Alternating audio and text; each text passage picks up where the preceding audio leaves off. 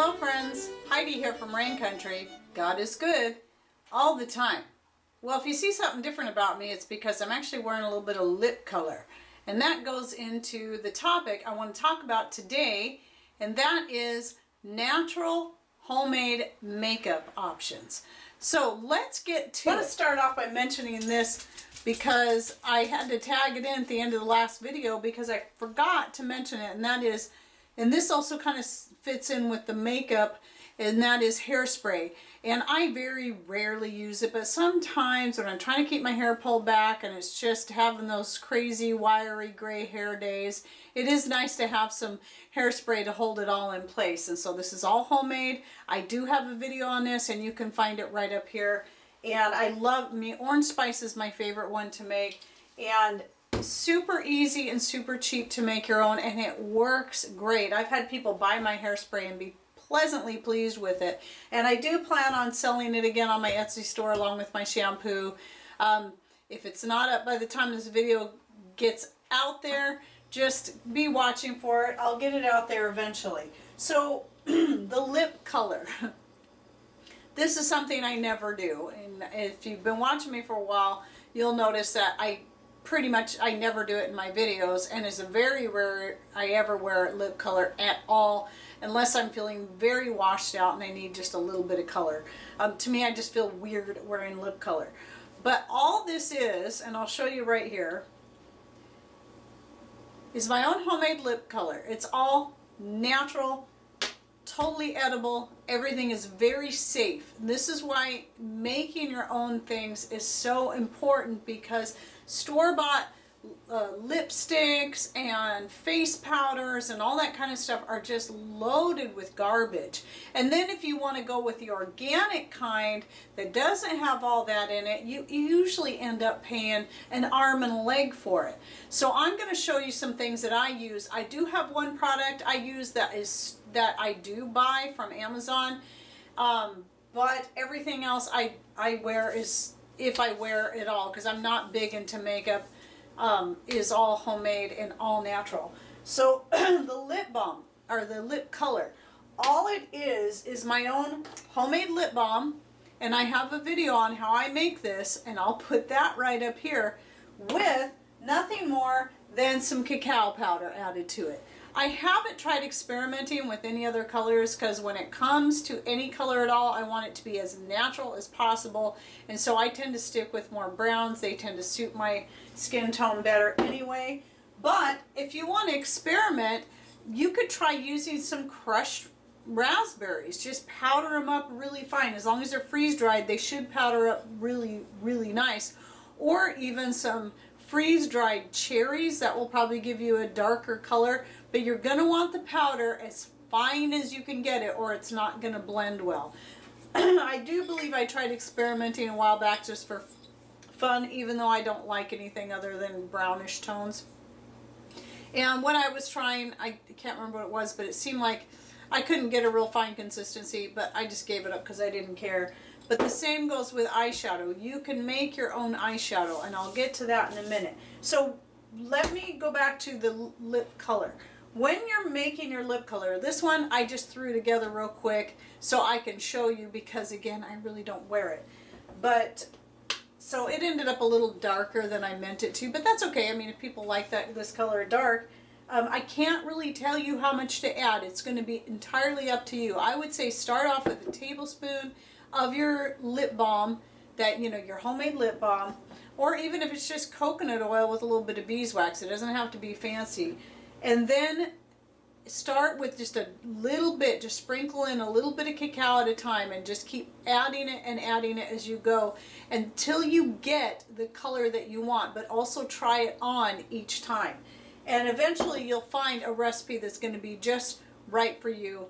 And then you can just store it in these little containers, or you can even use your regular lip balm containers if you make it like I did in my recipe, so it's going to be hard enough that it's going to be easy to use in a stick form. But little pots are fine. I have links to both of these containers. I will put them below, and to the cacao that I use and all the other ingredients I use. But again, go check out that video on how to make that. Another thing I recommend that you have on hand in your supply is some French green clay, and I'll go ahead and link below to the kind that I have here, you only, if you buy one bag, I know it's a 1 pound bag because that's the way I like to buy things, is in bulk, but this will last you forever, I'm telling you, especially if you're like me and you don't wear makeup very much. Really all I wear is some mascara and some eyeliner, but there are those rare occasions that I do like to have some face makeup powder for if I have a little bit of a breakout, or if I'm, again, like with the lip color, I never wear it, but if I'm just, you know, maybe I'm pale because of whatever reason. I'm pale anyway in the winter, but so normally I don't care, but sometimes maybe you just want to add a little bit of color.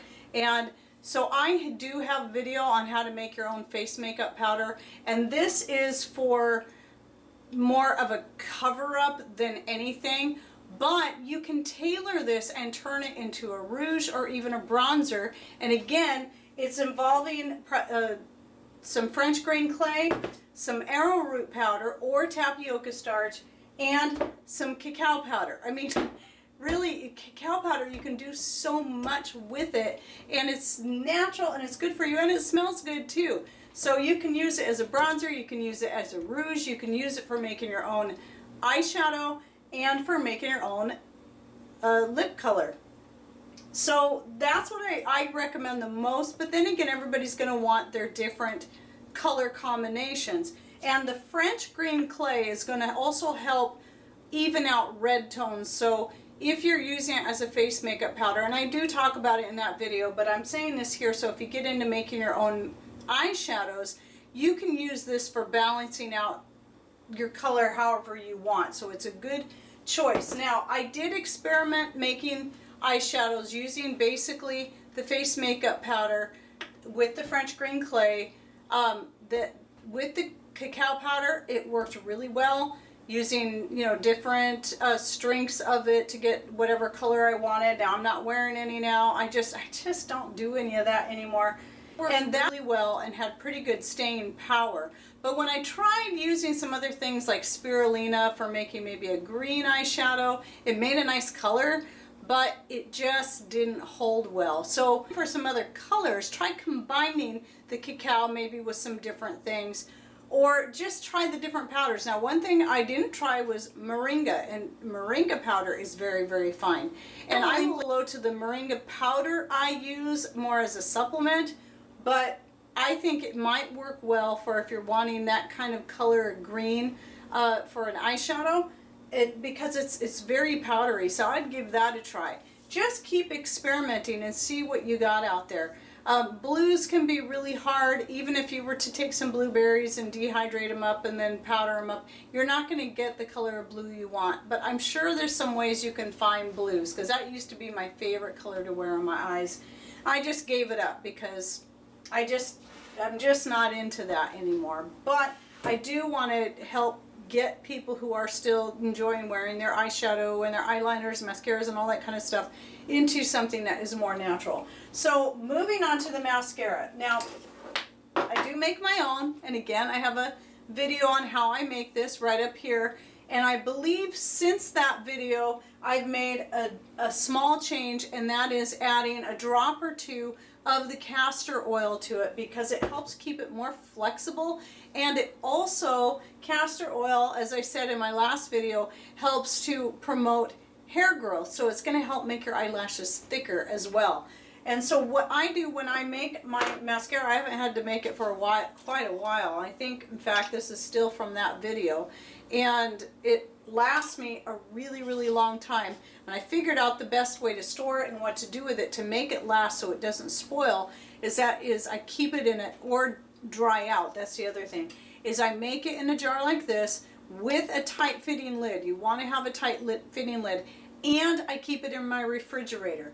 I periodically pull it out when I go to refill my tube, and I'll spray some colloidal copper in there, because that's going to help kind of thin it back out again, because it still kind of thickens up a little bit over time. Same thing in the tube, and I just spray a little bit of this in the tube, and the colloidal copper will also help preserve it and keep it from spoiling, and the copper is said to help promote hair growth as well, and also to help with graying hair. I don't really know for sure about all that and how accurate it is, but I use it and it seems to be working really good for me.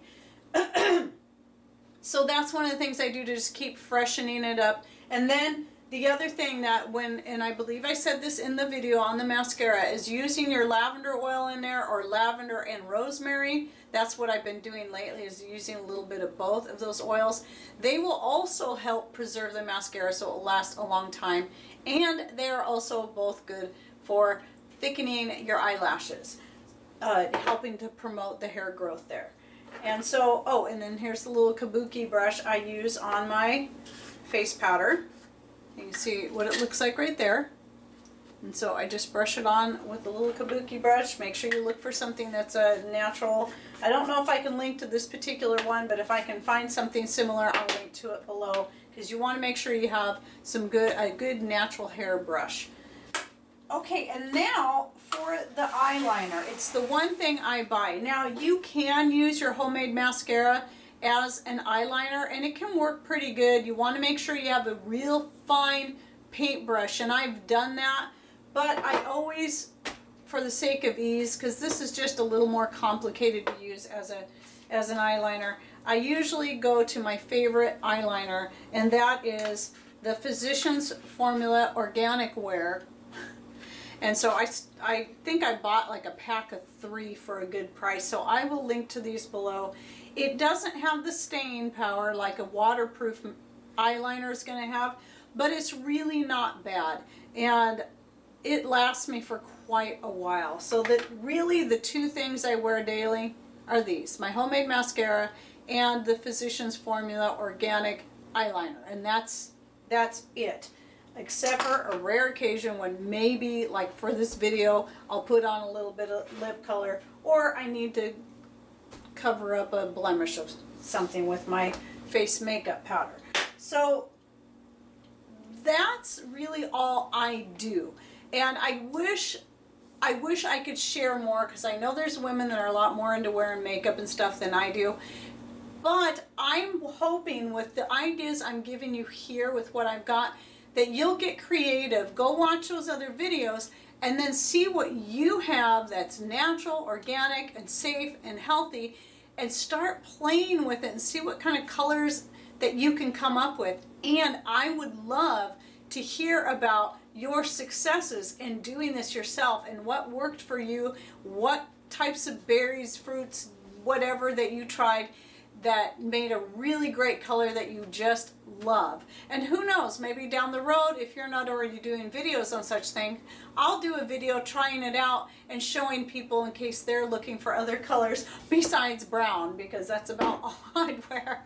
So anyway, I hope you enjoyed this video and that you learned something new, and this helps get you more on the path to being natural and healthy. Thanks for watching. Take care, and God bless.